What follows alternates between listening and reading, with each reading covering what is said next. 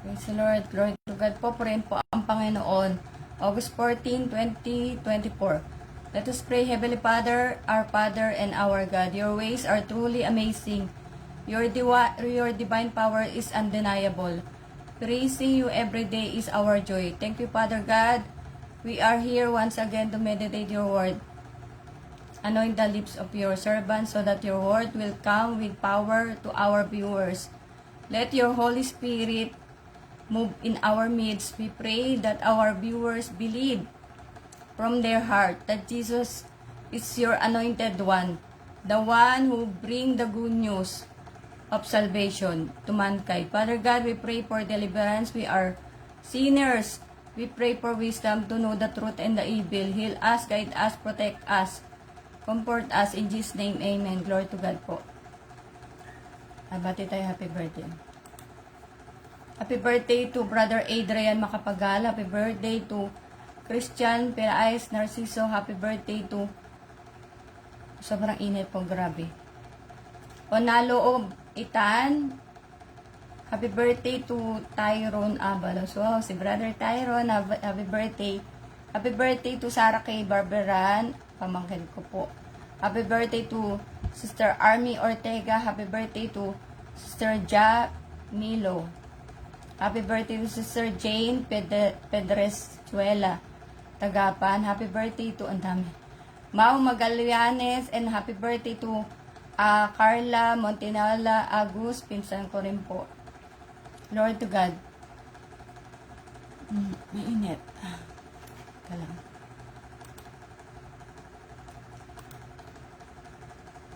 Ayan. Happy birthday po sa inyong lahat. Yan, may God bless you, your family, may God protect you, and may God give you the abundance of His blessing, may God give you wisdom, and may God, pour out His, His blessings to you and your family po, para paulit-ulit lang, di ba? Glory to God po, happy birthday po sa inyong lahat. Sa totoo lang po ay sobrang sama ng pakiramdam ko. Yan, gumawa pa ang kaaway. Pero sabi ko, ayoko mag-absent kasi babayaran ko nga sa Panginoon. Mahirap mag-utang sa Panginoon. So, thank you po again to all the people sharing my reels, my videos po. Yan, salamat po sa lahat. Yan, ang Diyos po ang bahala magbalik po sa inyo, sa nagsusupport po sa akin. Although yung nga, I cannot reciprocate sa lahat ng nyo po ba, heart na lang po ako. Yan, God bless all of you. Okay, mainit. And, again, invitation po kasi 4 days na lang. So, in Rola, Mubarak Center in Sharjah, I am inviting everyone, my friends, my loved ones po in Dubai, in Sharjah. Yan, you can message if you need someone to pick you up. I think that is 8 a.m. po. First year anniversary ng Rola, FPMCC Port Watch Rola po, Sharjah. Yan po. So, sana po makadalo po tayo. Yan, August 18, mark your calendar. Yan po. So, to God be all the glory. And, yan po, I want to praise and thank God. Akala ko kahapon, dumalaw lang po si Pastor Efren. And by the way, thank you kay Pastor Efren Lucena po. Ayan, di ko na kung saan lugar diyan. Pero, by the grace of God na nagbautismo na pala yung sinasabi ko kahapon po. Ayan, he was baptized yesterday. Nakakatuwa talaga dahil, alam mo yun, ako masaya para sa kanya. Yan, to God be the glory po. And I'm happy talaga na yung parang it took me parang 6 months or more than 6 months follow up, ganyan, ang daming pero yun nga po pag meron kasi akong yung nabiik ko, kasi yun, Fairmax user po yun. So, ang dalangin ko, buong sambayanan nila, that all his family, the whole family will be baptized, they will receive salvation. Yan po.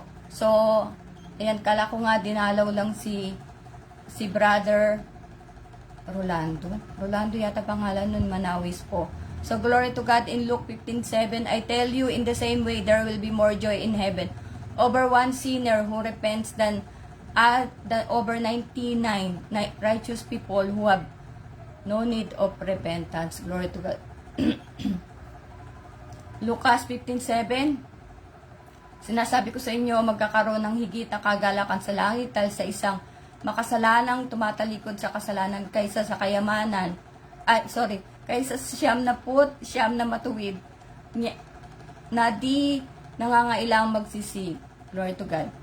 So yun nga po, one soul who repents, ayan, and yung nga nagbalik loob sa Panginoon, that is precious to God. Yan po. That's why, in the church, may mga soul winning, di ba po? And, yan, gustong-gusto ko talaga na na sa kaluluwa talaga. Siguro yan talaga yung aking ministry. Glory to God po.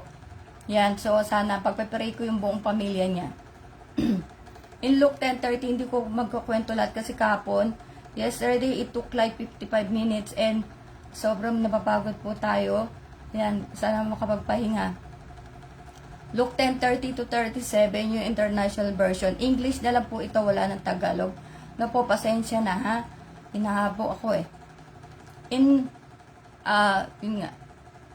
Jesus said, a man was going down from Jerusalem to Jericho when he was attacked by robbers. They stripped him of his clothes, beat him, and went away, leaving him half dead. A priest happened to be going down the same road, and when he saw the man, he passed by on the other side.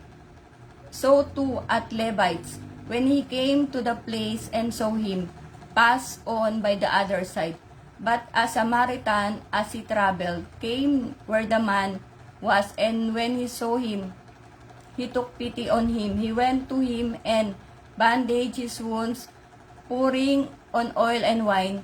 Then he put the man on his own on his own donkey, brought him to the inn and took care of him. The next day he took out 2 denarii and gave them to the innkeeper. Look after him, he said, and when I return, I will reimburse you for any extra expense you may have. Which of these 3 do you think was a neighbor to the man who fell into the hands of robbers? The expert in the law replied, the one who had mercy on him. Jesus told him, go and do likewise. Glory to God po. So, yan po ang parable ng Good Samaritan. Okay? So, sabi, diba? Jesus told him, go and do likewise. Glory to God. Na wag tating, misa may lumalapit sa atin, diba? Hindi natin alam po. Nakapatay tayo dito. Wait lang saglit lang po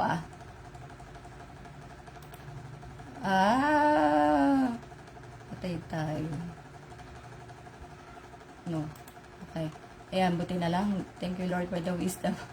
Kasi may yung sa po yun sa virus. Yan, glory to God. So, yan po na whenever I told you, God sees everything. So, whenever someone come to you, you really don't know if that is, kasi nga yung test and temptation po, yan, I told you, it will not stop. So, yan, God is testing us that even, for example, we have money, somebody came to us, yan, are we going to help them or are we going to ignore them? Okay?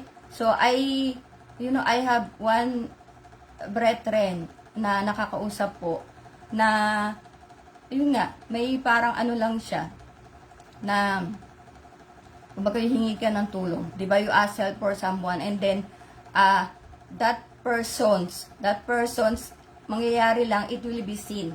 Sin lang sa mo. But I told the brethren, God sees everything. You don't have to worry if they saw your message and only sin. Diba? So maybe they do not have money, maybe they are also suffering in the same situation, only God knows. So for those, so the one who will help you, yan, that is instrument of God, that is from God, that God touches, yung heart para tulungan, di ba? So, we cannot parang easily judge people na why they cannot help. Only God knows. That is my when I yung nga po get deeper to the Word of God, to understand the Word of God, na before I was in the same situation, in the situation na parang hirap na hirap ka na, ganyan. But in my mind, I will just ignore yan and try my best to, yun nga po, manalangin. Yan, I will just pray and I tell God everything and God will surely provide po sa atin. Yan. Kung yung taong nilapitan natin, hindi tayo pinansin, alam ng Diyos po lahat. Alam ng Diyos lahat, walang maitatago. Glory to God po. Yan. So, in Jude 1:14-15, I think this is my last verse or there's another one. At ito naman ang hinulaan ni Enoch na ikapito ito, Tagalog na lang po, I don't have English. Sinadya ko talaga. Sa bilang mula kay Adam na nagsabi, narito dumating ang Panginoon na kasama ng kanyang mga laksalaksang banal upang isagawa ang paghuhukom sa lahat at upang sumbatan ang lahat ng masasama sa lahat ng kanilang mga gawang masasama na kanilang ginawang may kasamaan at sa lahat ng mga bagay na mabibigat na sinalita labas sa kanya ng mga makasalanang masasama. And ayun nga po, ito yung na Judgment Day po. Yan, so I will not expand more of that. In Revelation 24, New International Version, this one I took English pala. So I saw thrones on which were seated those who had been given authority to judge, and I saw the souls of those who had been beheaded because of their testimony about Jesus and because the word of God.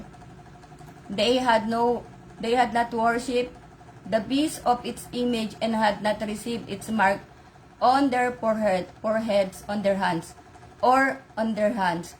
They came to life and reigned with Christ 1,000 years. So, yun po ang millennial years na, yan, millennium reign, yan po. So, glory to God. And, at I want to say nga pala yan, sorry po kung minsan may nasasaktan tayo, na parang, isip nyo, masakit ako magsalita or ganyan, di ba po? Ayan, syempre yung few people knows me talaga na, syempre kung ano ko, di ba? Yan po, kung ano talaga yun. And syempre, of course, God is the one knows me very well. So, that's why I told you na every time na meron akong live, nire-review ko talaga. Kung meron ba, o baka may nalibanan ako, baka may nasaktan. But actually, yun nga the word of God may hurt us, but surely it will change us po talaga. Babagoy tayo, masakit, nasabi, ka na, kunyari dyan, 8:44, diba? Anak ka ng demonyo, ng ganyan. Pero kasi po, yun na nasa Bible, but once that you change, you accept Jesus Christ as your Lord and Savior, you are already the child of God, and of course, because we clothe Christ, we have to change. Yan po. And then, you will receive you will have this joy slowly when you are, I told you from the beginning yan, or in the middle, that now we don't have maybe much, I don't know, much time to, kaya kailangan magbasa rin po tayo, yan. And pray, yan po. We don't have much time to, to study the Word of God, but, by the grace of God, sabi ko nga, makinig tayo na makinig po, we have to hear and hear the word of God so that our faith will become strong, steadfast, diba? We have fervent spirit, and do not forget that, God or the evil, yan, will even use our families for, or maybe the evil, yan, the evil siguro mas na gagamitin talaga yung pamilya natin, those who are close to us, to yung sa temptation. Yan po. Talagang kaya kailangan, masuri po tayo. Yan na, or pwedeng, eto pa pala. Yan, di ba yung ang sinabi ko na rin, na tayo po mahal ng Diyos lahat. Di ba? God loves us all. We should not parang fight against religion. The religion will not save us. Our faith will save us. Yan po. Because that what happened to me, na, yun nga, by the grace of God, ang dami kong I stumble a lot of time. But because I seek God always. Nag-stumble ka, but the thing is, Romans 8:28, and all things work together for good po, to them that love God who are called according to His purpose. Na kahit nagbali-balintok ka na, ano nangyari? Because, before, ayan, nag-start kasi yung aking Calvary, yan po, na 2015 nga, I have so many decisions that was wrong. And by the grace of God, because I always seek God, the face of God, and I have the parents, I have my mom who before, when she was alive, that, na kasabi ko nga, parang ako nanay ko talaga. Yan, hindi lang kami nagkaparehas, or baka iba yung sitwasyon, nung nabigay yung, panganay namin, sa lola ko. Yan po. Ako kasi, nung nagsabi nga yung asawa ko, when he told me, that Julian, they will take by his, his sibling, his elder sister nga po, I didn't give Julian because in my mind, ang laki ng hirap ko. And the thing is, they should come to me before, kasi ako yung naghihirap, ako nagbayad, that time when Julian was, when I gave birth to Julian, hati pala kami ng asawa ko kasi meron kaming mga binentang gamit. Kasi nga po, when Julian, I gave birth to her, I think 3 months, she was in the hospital, nagkaroon na infection, a lot of things happened. So, that's why, when I gave birth to her, at 9 months, I went to Dubai already. Yan po, iniwan ko na siya. Yan. Kaya pero, other things talaga na, yung nanay ko yung pagiging humble. Yan po. So, yun ang natin, kailangan talaga natin na magpakumbaba po. At yun nga, hanapin po natin katwiran ng Diyos. Yan. And do not get angry that I told you this church will not be parang included in the rapture because God has reasons po. 'Di ba? We cannot deny the fact. And some other denomination, yan, but as long as we are in the right faith, syempre, sama tayo sa yung millennial reign, di ba po? Na makakasama tayo ni Kristo para maghari yan sa sanlibutan.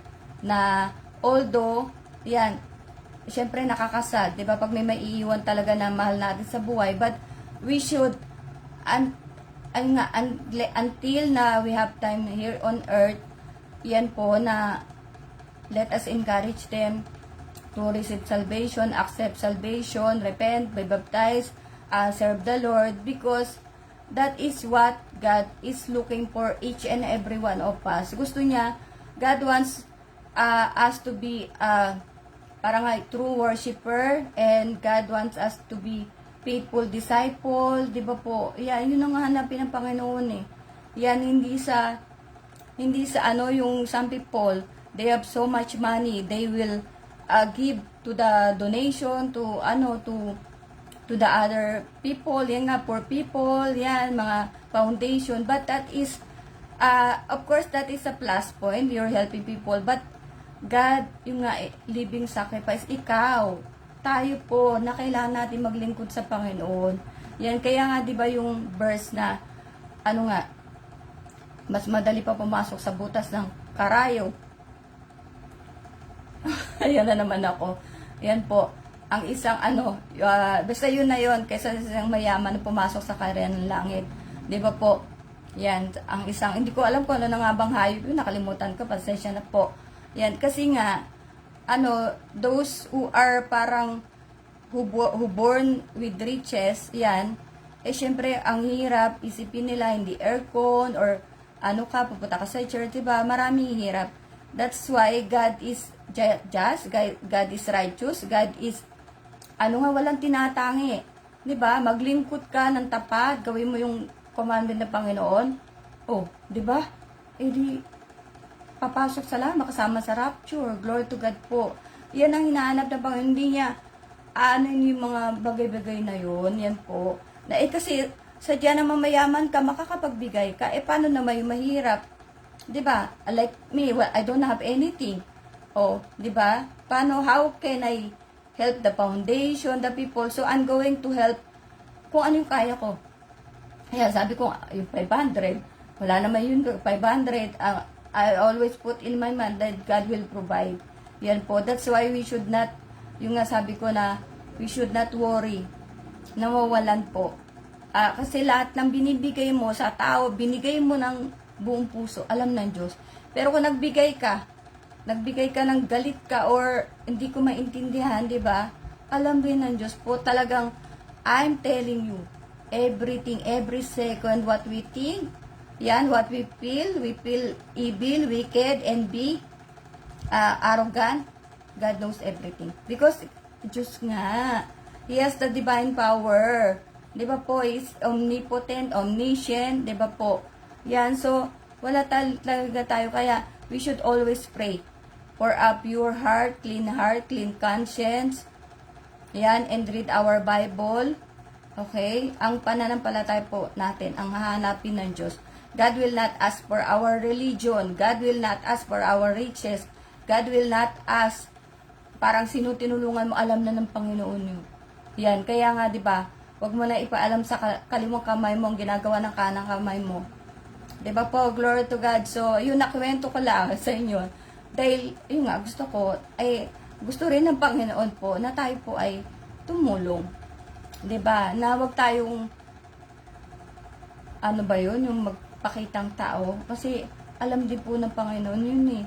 Yan, kaya dapat nga, punong-puno ng pag-ibig po yung bawat gagawin natin, pagluluto, pagtalo, pakikipag-usap sa kahit kanino, dapat may pag-ibig. Yan, glory to God po, po rin po ang Panginoon. Dakilang Diyos, salamat po muli sa mga oras na to. Lord, na ikaw po ang nagbigay ng pagtatagumpay sa bawat isa sa amin, lalo tigit sa iyong abang lingkod, patuloy mo akong pakalaksin. Dakilang Diyos, na one day, as I said, Lord, na one day, I will go to church in Calasiao, Pangasinan, and I will go to the worship hall by your grace, by your mercy, Panginoon, na mangyayari ang lahat ng mga bagay na yon sa mga kaibigan namin na napatuloy, o Diyos, dumaranas ng hirap, paglaanan mo sila, Panginoon, na lahat ng mga pangangailangan, ikaw, o Diyos, ang magpasumpong sa kanila, ituwid mo, Panginoon, ang mga naliligaw ng ladas, lumalakad pa sa maling daan, dalhin mo sila kung nasa ng tamang daan, kung nasa na yung presensya. Ama, nawa, dalangin namin patuloy sa aming mga kaibigan na sila po ay wag na magpatumpik-tumpik na Panginoon, sila ay tumanggap ng kaligtasan po. Sa iyong iglesia, sa PMCC Port Watch, by your grace, kinabagan mo, O Diyos, ang church na ito, ang pananampalatayang ito, Panginoon. Nakikita mo ang bawat gawa mula sa mahal na sugong apostol, Arsenio Tanperiol, ang mahal na apostol, Jonathan Periol, at lahat ng mga nangangasiwa, mga leaders, O Diyos, na binibigay nila ang kanilang mga kalakasan, ang kanilang best, ang kanilang excellent service sa iyo, Panginoon.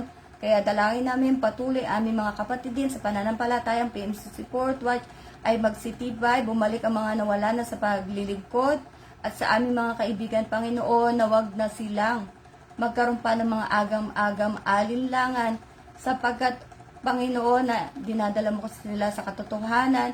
Dakilang Diyos, tulungan mo sila ng iyong Santong Espiritu. Panginoon, matuloy ka pa magpakayag sa kanila. Pagaling mo may sakit, ikaw maglaan ng mga trabaho sa mga walang trabaho, sa mga pangangalang pinansyal, kalakasan. Panginoon, salamat po, at patuloy namin babilik ang lahat naming pagtitiwala, pagluluwalhati, pagpapasalamat sa makapangyang pangalan ni Jesus. Amen. Glory to God. See you po all tomorrow.